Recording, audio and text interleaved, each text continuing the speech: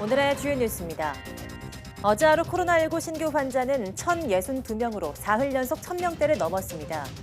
정세균 국무총리는 거리두기 3단계 격상은 치밀하게 준비하되 필요할 때 과감하게 결정하겠다고 밝혔습니다. 정부가 현행 거리두기 효과를 극대화하기 위해서 방역 사각지대를 집중적으로 관리하기로 했습니다. 카드 치며 술을 마시는 일명 홀덤펍과 비수도권 스키장의 야간 영업, 수도권 숙박시설의 파티와 행사 등이 금지됩니다. 코로나19 신규 환자 급증으로 병상 확보에 비상이 걸렸습니다. 교회 수양관과 대학 기숙사 등 일부 시설이 생활치료센터로 쓰일 것으로 보입니다.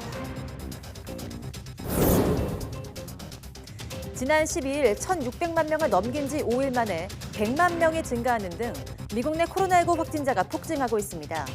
유럽은 마크롱 프랑스 대통령이 확진 판정을 받으면서 마크롱 대통령을 만난 유럽 정상들도 자가 격리에 들어갔습니다.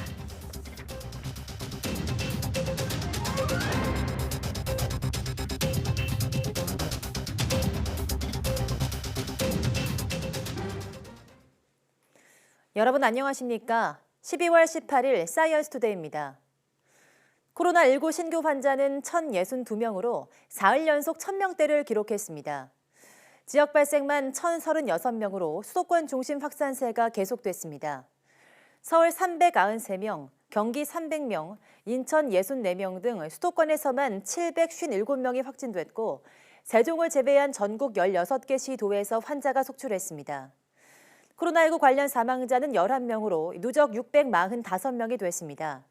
하루 전보다 사망자가 절반으로 줄긴 했지만 나흘 연속 두 자릿수 증가세가 이어진 겁니다. 위중증 환자도 4명 늘어서 누적 246명으로 중환자 병상 확보가 시급합니다. 신규 해외 유입은 26명으로 이 가운데 9명이 입국자 검역에서 확진됐습니다. 완치 환자는 372명 늘어서 격리 해제 누적은 33,982명에 달합니다. 정세균 국무총리가 사회적 거리두기 3단계 격상 여부와 관련해서 치밀하게 준비하되 필요하다고 판단되는 시점에 과감하게 결정하겠다고 밝혔습니다. 정세균 총리는 오늘 서울시청에서 주재한 코로나19 중대본 회의에서 우선 현재 거리두기 단계를 잘 이행하는 것이 급선무라며 이같이 말했습니다. 그러면서 3단계로 상향되면 200만 개 달하는 영업장과 시설이 문을 닫거나 운영 제한을 받는 만큼 사회적 공감대가 충분히 확보돼야 한다고 강조했습니다. 또 정부의 방역망을 빠져나가기 위해서 형식적으로 업종만 바꿔 영업하려는 시도는 용인할 수 없다며 방역당국과 각 지자체는 엄격한 법 적용을 통해서 불법 행위를 철저히 단속하라고 당부했습니다. 사회적 거리두기 강화로 수도권 이동량이 크게 줄자 정부가 확진자 감소를 기대하면서 3단계 격상에 신중한 모습을 보이고 있습니다. 대신 문제가 됐던 홀덤펍의 집합을 금지하고 스키장의 야간 운영을 중단하는 등 방역 구멍을 없애는 데 집중하기로 했습니다. 보도에 박홍구 기자입니다. 거리두기 상향에 따른 이동량 감소 효과는 뚜렷하게 나타나고 있습니다. 지난 주말 수도권 이동량은 2만 4천여 건으로 직전 주말보다 12% 감소했고 거리두기 1.5단계 시행 직전인 지난달 중순보다는 31.8%가 줄었습니다. 이에 따라 정부는 신규 환자도 이번 주말이나 다음 주부터는 줄어들 것을 기대하고 있습니다. 여태까지 경험을 보면 이동량이 줄면서 같이 환자 발생도 주는 그런 경향이 있습니다.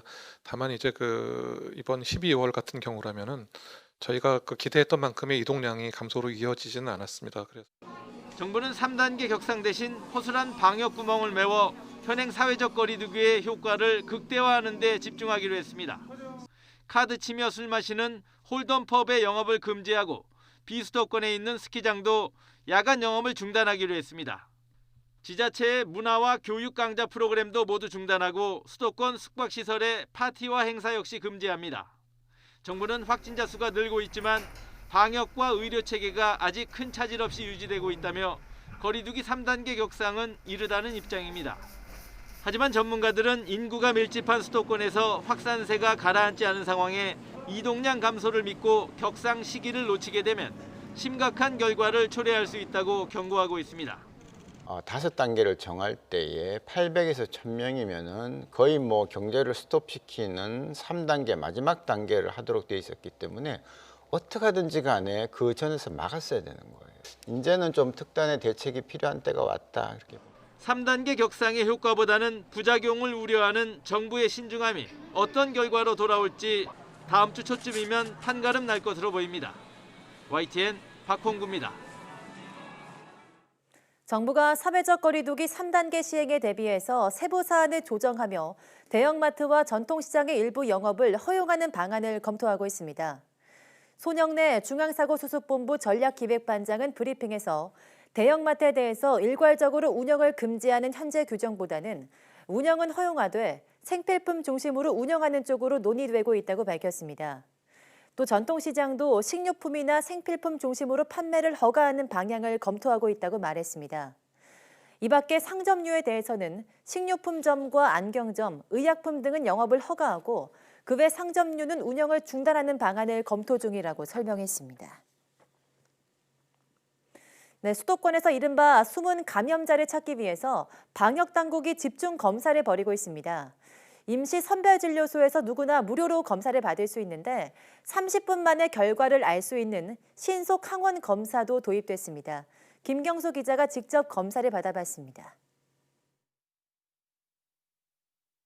네, 저는 지금 서울역 앞에 있는 한 임시 선별 진료소 앞에 나와 있습니다. 수도권에는 이런 임시 선별 진료소가 곳곳에 설치가 되어 있는데요. 이곳에 오면 누구나 무료로 익명으로 코로나19 검사를 받을 수가 있습니다. 검사 진입 장벽을 낮춰서 최대한 많은 사람들이 검사를 받을 수 있게 하고 또 그렇게 해서 이 무증상 감염자를 조기에 발견하겠다는 겁니다. 그럼 어떤 방식으로 진행이 되는지 저도 한번 직접 검사 받아보겠습니다.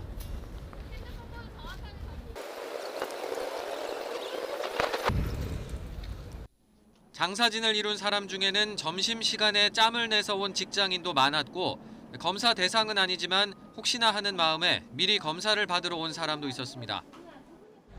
혹시 오늘 이거 검사 왜 받으러 오신 거예요? 혹시나 해서. 회사에서 다 하라고 그래서. 회사에서 하라고? 네. 그러면 지금 점심시간에 나오신 거예요? 네네. 혹시 오늘 어떤 검사 받으실 거예요? 전 신속항. 신속항원. 차례를 기다리며 작성하는 검사 설문지에는 전화번호와 나이, 성별, 그리고 의심 증상 유무만 표시하면 됩니다. 또 검사 방식을 선택할 수 있는데 기존 방식인 비인두 도말 PCR 검사와 침에서 검체를 채취하는 타액 검사, 그리고 별도 진단 도구를 이용하는 신속 항원 검사가 있습니다. 비인두 도말 검사와 타액 검사는 48시간 안에 결과를 문자 메시지로 받아볼 수 있고 신속 항원 검사는 30분 만에 결과가 나오지만 대신 현장에서 직접 확인해야 합니다. 제가 12시 40분부터 기다렸으니까 한 30분 정도 기다렸는데 이제 제 차례도 거의 오고 있는 것 같습니다. 이 서울역 앞에 설치된 선별 진료소라서 그런지 아무래도 좀 오가는 사람이 더 많은 것 같습니다. 진료소 안에서 실제 검사 받는 시간은 5분이 채 안 걸렸습니다. 마스크 코까지만 내리세요. 많이 불편하실 거고 기침 나려가지고 좀 참으세요. 30분 뒤에 오세요. 30분 뒤에요? 45분까지 오세요. 여기로 오면 되나요? 네. 감사합니다. 소독 한번 부탁드리겠습니다. 네.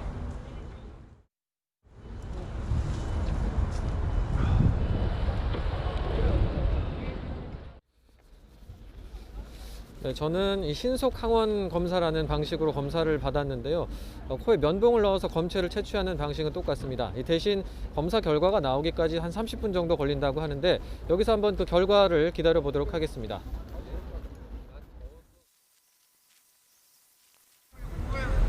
지금 시간이 오후 1시 50분입니다. 제가 아까 오후 1시 15분쯤에 검사를 받았으니까 지금 30분 정도가 지났는데요. 결과가 어떻게 나왔는지 확인을 하러 한번 가보겠습니다. 검사 결과 확인하러 왔는데요. 신속 항원 검사 했거든요. 네. 번호 끝자리.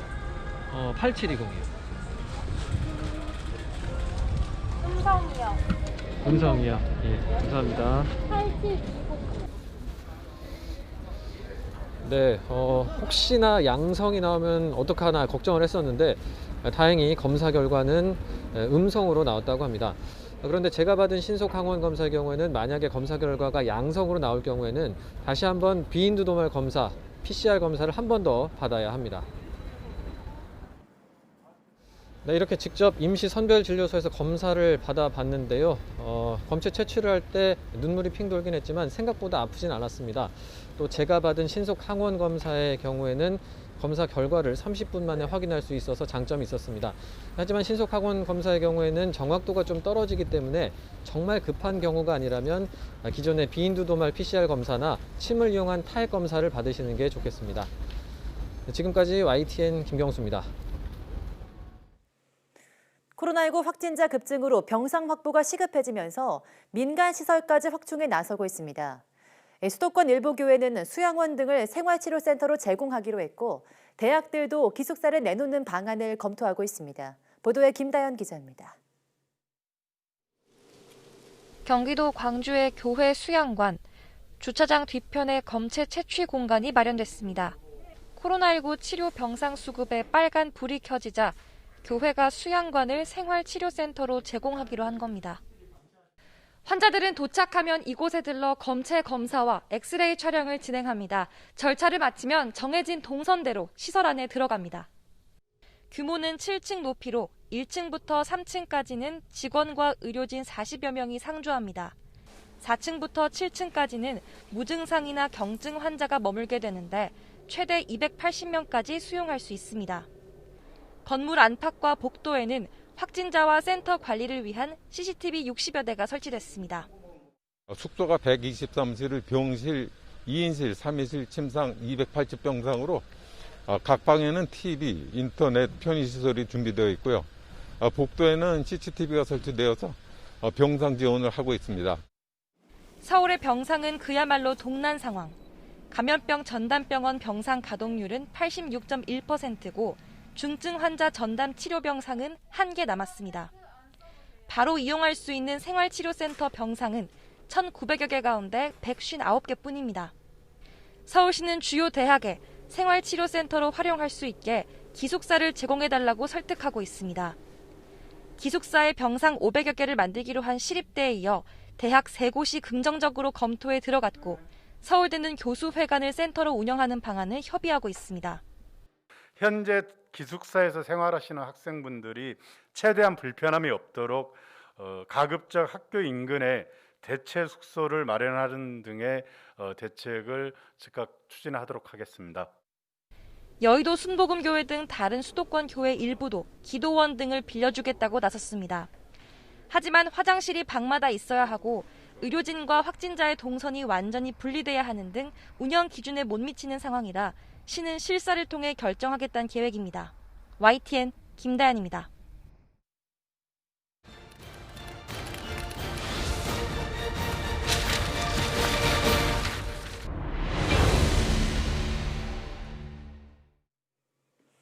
네, 어제 이어서 국내 최초이자 세계 최초인 줄기세포 치료제 하티셀그램 AMI를 둘러싼 논란과 의혹을 탐사 보도하고 있습니다. 오늘은 심근경색 치료제로 허가받았지만 효과가 입증되지 않은 루게릭병과 당뇨, 뇌졸중 등 온갖 질병에 처방되고 있는 실태를 고발합니다. 기획탐사팀 김웅래 기자입니다. 유병환 씨의 아내는 3년 전 루게릭병으로 세상을 떠났습니다. 힘겨웠던 투병 생활. 절박한 심정에 수천만 원을 들여 하티셀그램을 맞았습니다. 다른 대체 방법을 찾지를 못하니까 오로지 이제 거기만 매달렸던 거죠. 우리 몸에서 사멸돼서 이제 없어지는 그런 세포들을 만들어주는 그런 걸 기대를 했던 거죠. 어쨌든 뭐 기대에 못 미쳤으니까요. 효과가 전혀 없었으니까요. 당뇨를 앓다 숨진 아버지가 하티셀그램 주사를 맞았다는 사실을 안 전영창 씨. 사기라는 생각에 소송까지 준비했습니다. 왜냐하면 아버님이 거의 테스트용이었다는 생각이 좀 드는 거예요. 이 심근경색약을 뭐 당뇨병에 또 한번 테스트 한번 해보려고 하지 않았나. 파미셀이 만든 세계 최초 줄기세포 치료제 하티셀그램 AMI는 2011년 급성 심근경색 치료제로 품목 허가를 받았습니다.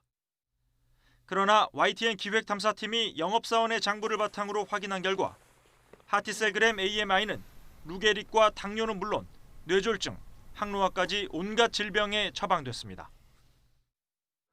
효과도 없는 거 그냥 홍보해가지고 우리 같은 환자들 지푸라기라도 잡으려고 하는 심정 효과가 있는 것도 아니고 뭐 다 만병통치약인 양 이렇게 홍보해가지고 뭐라도 한 거예요. 그러면 기적적으로 어떻게 병이 나을지도 모르니까 그게 환자 심정이 다 그래요. 심근경색 2회 치료제로서 안전성과 유효성을 입증해 허가받은 적은 없습니다. 그러니까 약품은 허가된 영역화에서만 사용해야 됩니다. 허가되지 않은 부분에다 사용하게 되면은 안전성과 유효성을 답보할 수가 없는 거예요. 그러니까 그 효과를 기대할 수 없는 거거든요. 하티셀그램 허가를 위한 임상시험을 책임졌던 교수조차 만병통치약처럼 쓰이는 목적 외 처방을 비판합니다. 만약에 그렇다면 말이 안 되는 거라고 생각하기는 하고요. 제가 그렇게 하니까 제가 실제로 그러고 있는지 어쩐지를 모르기 때문에 제가. 그러나 제재할 방법은 의사 윤리규정 위반 이외에 현재로선 없습니다. 하티셀그램은 건강보험법에 적용을 받지 않는 비급여 전문 의약품이기 때문입니다. 급여 항목의 경우 허가 범위를 벗어나 처방하려면 당국의 승인을 얻어야 하지만 비급여 항목은 규정 자체가 없어 그럴 필요가 없습니다. 목적 외 처방은 의사 재량권과 오남용 우려 사이에서 접점을 찾기 힘든 의료계의 오랜 논란거리이기도 합니다. 희귀 질환자들은 정말 지푸라기라도 잡고 싶은 심정이란 말입니다. 그러니까 이거를 이용해서 돈벌이를 하면 안 된다는 거죠. 환자가 자기 몸도 주고 돈도 내고. YTN 기획탐사팀은 오는 20일 탐사보고서 기록을 통해 이명박 박근혜 정부를 거쳐 현 정부까지 세계 최초 줄기세포 치료제가 돈벌이로 전락한 구조적 이유를 추적해 보도합니다. YTN 김웅래입니다. 농촌진흥청은 기존 6년에서 8년가량 걸리던 호박 품종 개발 기간을 3년 이하로 줄일 수 있는 첨단 육종 기술을 개발했습니다. 염기서열 분석 기법을 활용한 대량 분자 표지 세트를 사용하는 것으로 호박 DNA 정보를 분석해서 앞으로 나올 호박의 특성을 이른 시기에 파악할 수 있습니다. 농촌진흥청은 이 대량 분자 표지 세트를 민간 육종 연구단지 입주기업과 연구기관 등에 보급할 계획입니다. 꿀벌에서 얻는 프로폴리스가 염증 예방에 탁월한 효과가 있는 것으로 파악됐습니다. 농진청 실험 결과에 따르면 세포에 염증을 일으킨 뒤 프로폴리스를 처리하거나 프로폴리스를 처리한 뒤 염증을 일으키면 염증 발생량 자체가 최대 100% 감소합니다. 연구진은 프로폴리스 추출물에 의해 세포 내 산화질소 양이 현저히 감소하기 때문에 이런 효과를 보인다고 밝혔습니다.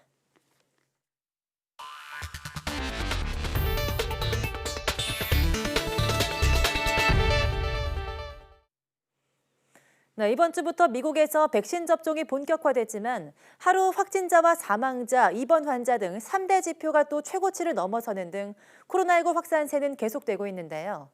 이런 가운데 미국 FDA 자문위원회가 모더나의 코로나19 백신에 대해 긴급 사용 승인을 권고했습니다. 권남기 기자입니다.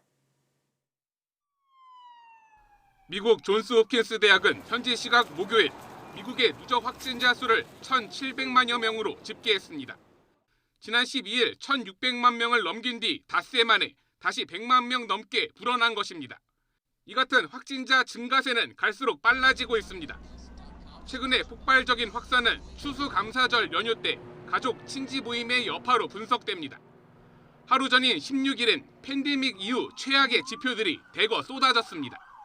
신규 확진자 24만 7천여 명, 사망자는 3,656명으로 두 지표 모두 최고치를 기록했습니다.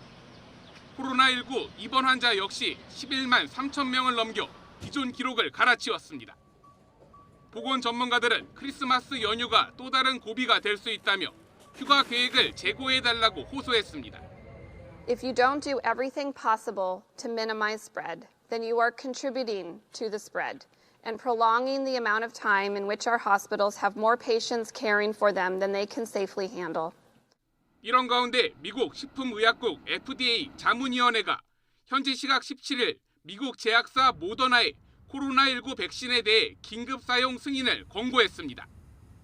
FDA가 자문위원회 권고를 토대로 조만간 긴급 사용을 승인하면 미국은 화이자 바이오엔테크 백신에 이어 두 번째로 승인된 백신을 확보하게 됩니다. FDA 승인이 나면 백신의 배포가 가능하지만 실제 접종을 하려면 CDC의 자문위원회 권고 결정과 CDC 국장의 수용 서명이 있어야 합니다.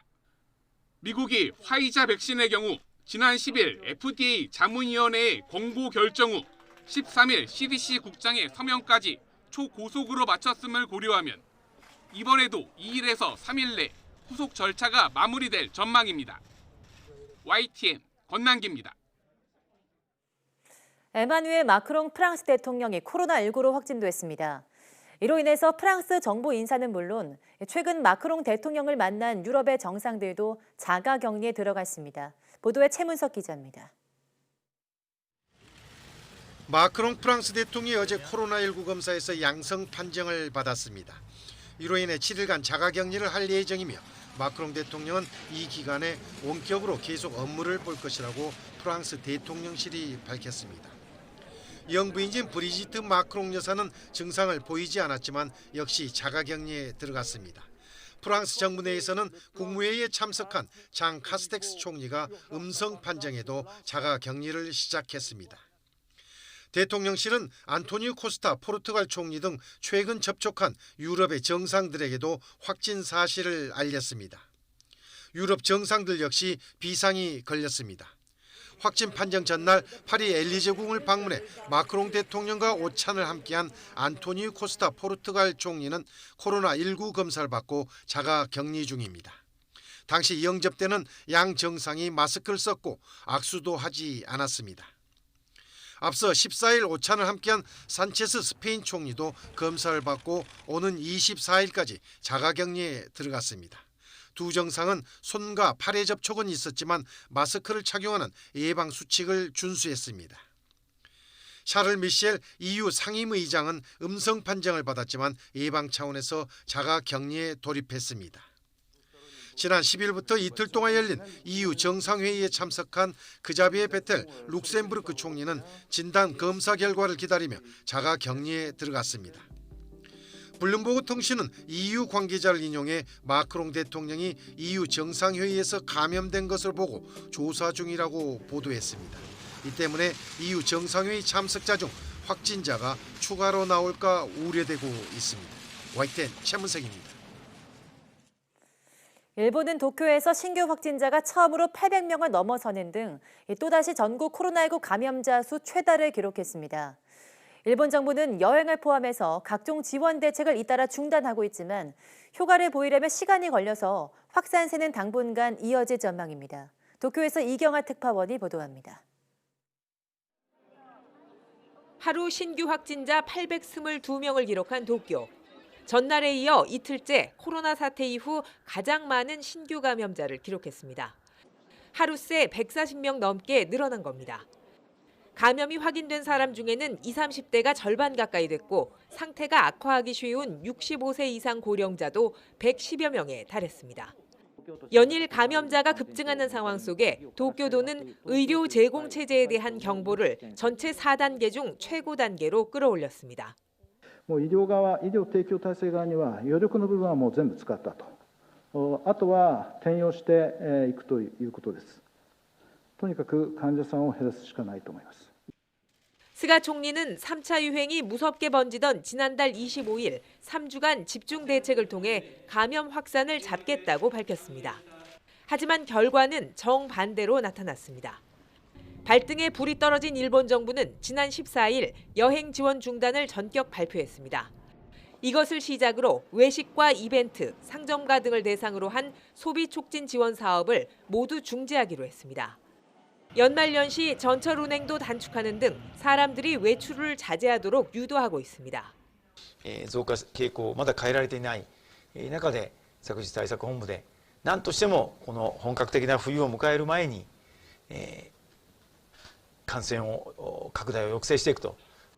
하지만 이런 조치들이 효과를 나타내기까지는 최소 2, 3주가 걸린다는 게 전문가들의 분석입니다. 일본 전국의 중증 환자 수도 연일 최다를 이어가는 상황 속에 각지 병원들이 얼마나 견뎌낼 수 있을지 우려가 커지고 있습니다. 도쿄에서 YTN 이경아입니다.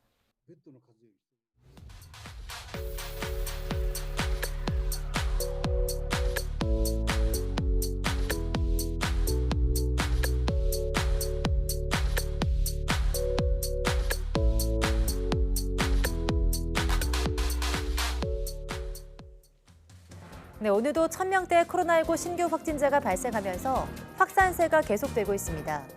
주말 각종 모임이나 만남은 피해 주시고 전화나 문자 메시지로 마음을 표현하는 게 좋겠습니다. 다음 주에는 코로나19 환자가 줄어들었다는 소식을 전할 수 있길 바라면서 뉴스 마치겠습니다. 함께해 주신 여러분 고맙습니다.